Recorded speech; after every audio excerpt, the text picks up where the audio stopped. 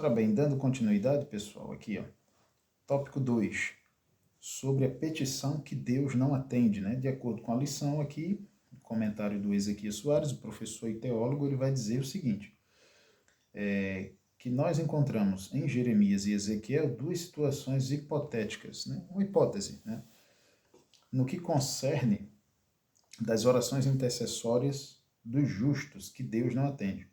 O exemplo está aí de Moisés e Samuel, assim também da mesma forma como o de Noé, Daniel e Jó. Né? O exemplo de intercessão pelo pecador. Né? No caso, Deus aceitou, de acordo com a Bíblia, né? Lá em Gênesis capítulo 18, que eu menciono, acerca de Abraão. Né? Quando Abraão intercedeu a Deus, naquela representação ali em Gênesis 18, no que concerne acerca do julgamento, né, do juízo divino sobre Sodoma e Gomorra, e Abraão dialogou com Deus pedindo em favor. Claro que ele estava pensando também em Ló, seu sobrinho, e na família de Ló, que vivia na cidade de Sodoma. Mas ele também estava ao mesmo tempo, de acordo com o texto de Gênesis 18, nós vemos que Abraão está preocupado, ele está se colocando em lugar do povo também. Senhor, destruirias o justo com o ímpio? Se por acaso houver ali 50 justos, aí Deus diz, não abateria, não julgaria aquela cidade, não destruiria. Ah, Senhor, mas se tiver 40, né? Aí ele vai dialogando, né, no texto, ou 30, 20, 10, né? E Deus diz que não julgaria a cidade, não destruiria por amor até mesmo dos 10. E pronto, ele encerra o assunto ali, mas só que no contexto, né, quando a gente vai lendo a narrativa, vai vendo, nós vemos que de justo mesmo só havia Ló, né? E estava ali a sua família. Então Deus enviou os dois servos dele, né, os dois homens, né, que na visão judaico-cristã interpreta como dois anjos que foram livrar Ló e a sua família naquele contexto ali, naquele momento, né, do julgamento de Sodoma e de Gomorra. E mais à frente nós vemos que ele vai mencionar acerca de Moisés e Samuel como um exemplo de dois baluartes, né, ou dois homens, né, de respeito, de confiabilidade que Deus havia concedido ao povo de Israel. E esses também, eles foram atendidos nas petições em favor do povo, nos casos de pecados e rebeliões. Eu vou ler aqui uma passagem bíblica, no caso de, primeiramente, de Moisés, né? Aqui no livro do Êxodo, capítulo 32, os versículos 11 ao 14, ó. Aí diz assim, ó, o texto a partir do versículo 11. Moisés, porém, suplicou ao Senhor seu Deus e disse, ó Senhor, por que se acende o teu furor contra o teu povo, né, contra o povo de Israel, que tiraste da terra do Egito com grande força e com forte mão? Porque hão de falar os egípcios, dizendo, olha, para o mal os tirou, para matá-los nos montes, para destruí-los. Lembra-te de Abraão, de Isaque, de Israel, né, ou de Jacó, né, da aliança, Senhor, que tu fizeste com eles, teus servos, aos quais por ti mesmo tens jurado, multiplicarei a vossa descendência. Aí o versículo 14 diz, então o Senhor, ou seja, então Deus, arrependeu-se do mal que dissera que havia de fazer o seu povo. Mal aqui, gente, entra como castigo, punição, arrependimento, né? Aliás, falta de arrependimento, aí vem a punição, o castigo, né? Aí então o Senhor, ou seja, ele voltou atrás na sua decisão. Será que Deus não sabia? Claro, né? Pela palavra nós vemos que Deus sabe do futuro, né? Apenas Deus estava mostrando para Moisés que ele era misericordioso. Quando ele quer ter misericórdia, ele tem misericórdia. Quando ele quer julgar, ele julga com justiça. Ele julga A, B, C, D, o alfabeto inteiro. E ele não vai ser comprado, né?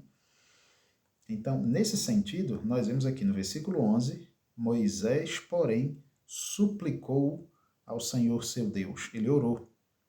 E no versículo 14 diz, então o Senhor, em outra tradução, então o Senhor Deus não fez o que havia prometido de julgar ou castigar o povo, por causa da oração, da petição de Moisés, ok? Outra passagem bíblica interessante, agora no exemplo do profeta Samuel. Aqui no primeiro livro de Samuel, capítulo 7, versículos 5, 6 e 9, diz assim, o 5.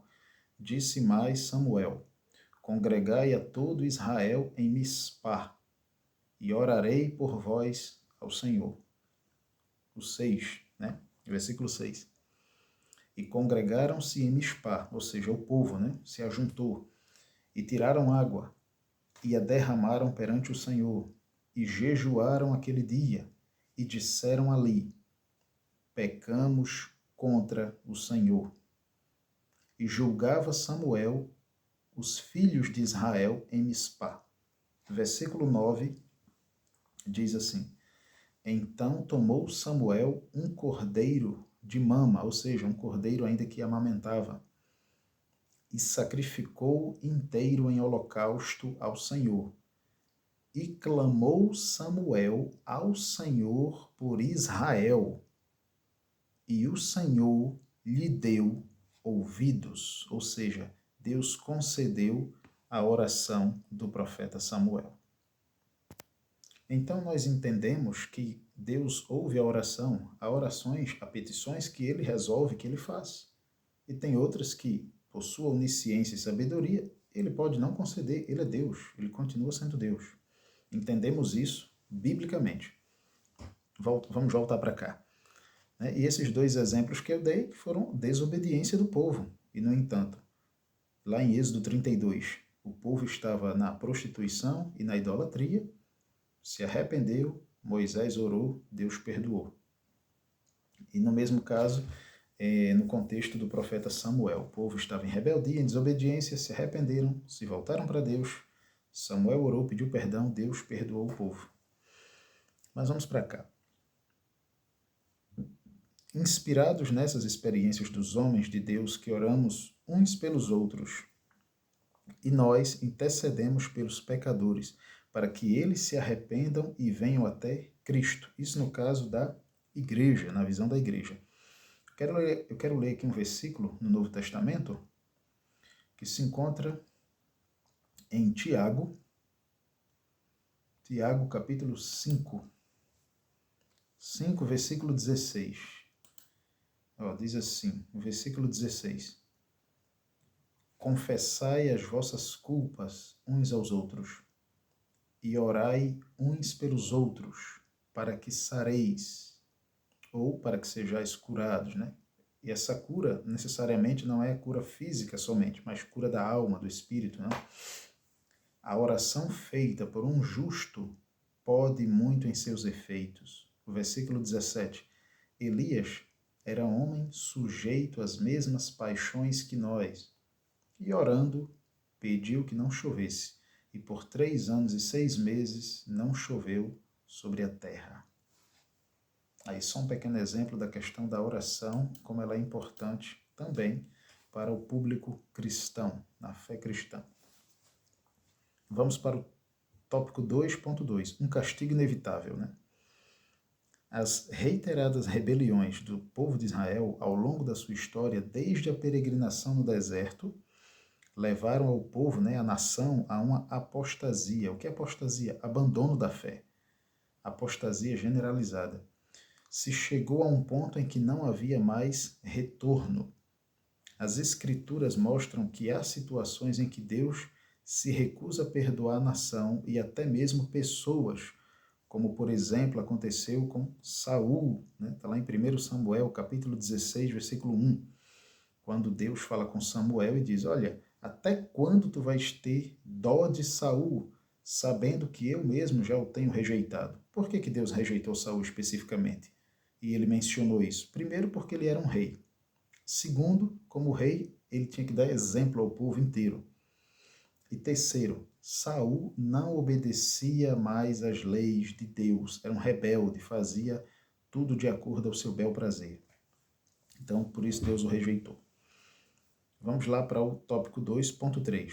Quando Deus não atende à oração intercessória de um justo. A Bíblia ensina que a oração feita por um justo pode muito em seus efeitos, né? Tiago 5,16. Mas quando o pecado ultrapassa todos os limites, Deus não atende tais orações intercessórias. O pecado que gera a morte, ou o pecado para a morte, da linguagem de João, lá na primeira carta de João 5,16, é uma apostasia total, abandono total, né? Tanto individual quanto coletiva, daqueles que se apartam da fé e abjuram o seu Deus. Hebreus 10, 28 e 29. Isso é diferente do pecador que se arrepende. Apostasia é negar a fé que antes defendia. Isso acontecia reiteradas vezes em Israel, várias vezes, mas no período final do reino de Judá não havia mais solução ou remédio senão o juízo, o castigo, a punição divina sobre a cidade de Jerusalém. Tópico 3. Estava chegando o tempo em que nem a intercessão de Moisés e Samuel o povo seria poupado. O profeta Ezequiel agora refuta o imaginário popular de que Deus é obrigado a tolerar o pecado do povo por causa do justo da cidade. De forma alguma, Deus não é obrigado a tolerar rebeldia, desobediência de ninguém por causa de 1, de 2, ou de 5 ou de 10. Não. Ele vai julgar cada um conforme as suas obras. Entendeu? Por que o povo rejeitou os profetas? A geração dos profetas Jeremias e Ezequiel conhecia o relato da destruição de Sodoma e Gomorra. Se apenas 10 justos são suficientes para Deus poupar a cidade, por que destruiria Jerusalém, com um número maior de justos? Essa era uma das razões pelas quais a maioria não acreditava no juízo divino anunciado pelos profetas. Esse argumento pode explicar o porquê que Ezequiel afirma que, ainda que estivessem no meio dela Noé, Daniel e Jó, somente pela sua justiça eles se salvariam. Ou seja, nem a família, nem os filhos eles salvariam. Por quê? Porque cada ser humano é responsável por si só, existe a sua individualidade. Deus julgará cada um conforme as suas obras e ao conhecimento que você teve. Né? Noé, Daniel e Jó. A quem se surpreenda em ver o nome de um jovem, Daniel, entre os dois grandes antigos patriarcas. Mas a pergunta deveria ser invertida, pois Daniel era um judeu, mas Noé e Jó não eram israelitas e viveram muito tempo antes da formação do povo de Israel. Porém, eram exemplos de justos, de justiça, tanto Jó quanto Noé. E Daniel já era um povo, já fazia parte do povo judeu, né? Reconhecidos de todo o povo, pois adoraram e serviram o mesmo Deus, o Iavé de Israel, o Criador dos céus e da terra. Mas somente a justiça de Cristo é que ela é extensiva a todos os pecadores que creem. Então, nessa fé em Cristo, né, fazemos essa comparação. Aqui em Romanos 3 e 22 diz: isto é, a justiça de Deus pela fé em Jesus Cristo para todos e sobre todos os que creem. Por quê? Porque não há diferença. Em Cristo são tudo em todos. Em Cristo todos pecaram e em Cristo todos têm direito ao perdão. O versículo 23 diz: porque todos pecaram e destituídos estão da glória de Deus. O 24: sendo justificados gratuitamente pela sua graça, pela redenção que há em Cristo Jesus. E para concluir a lição, concluímos a nossa lição conscientes de que o enfoque da justiça de Deus nesse discurso do profeta Ezequiel diz respeito à retribuição de Deus ao pecado, à rebeldia, à desobediência. É importante ter em mente esse conceito para não se confundir com a justiça da teologia de Paulo, que justifica o pecador que crê em Jesus, ou seja, aquele que se arrepende, que foi o versículo, aliás, os versículos que ora acabei de ler em Romanos capítulo 3, versículos 22, 23 e 24.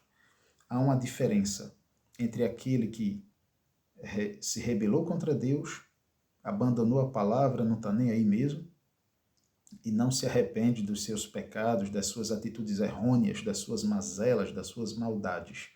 E outra circunstância, outra situação bem diferente é aquele ou aquela que reconhece os seus erros, as suas falhas humanas, os seus pecados antes cometidos, mas que agora se arrependeu, não diante de homem, Não diante de ministério A, B, C, D, não. Mas diante do Deus Todo-Poderoso, né? Então, Deus abençoe sua vida, muito obrigado, né? Espero que você possa compartilhar esses vídeos, né? E se inscreva aí no meu canal, dá força aí. Eu gosto de fazer vídeos, é um prazer, uma alegria que eu tenho, uma satisfação.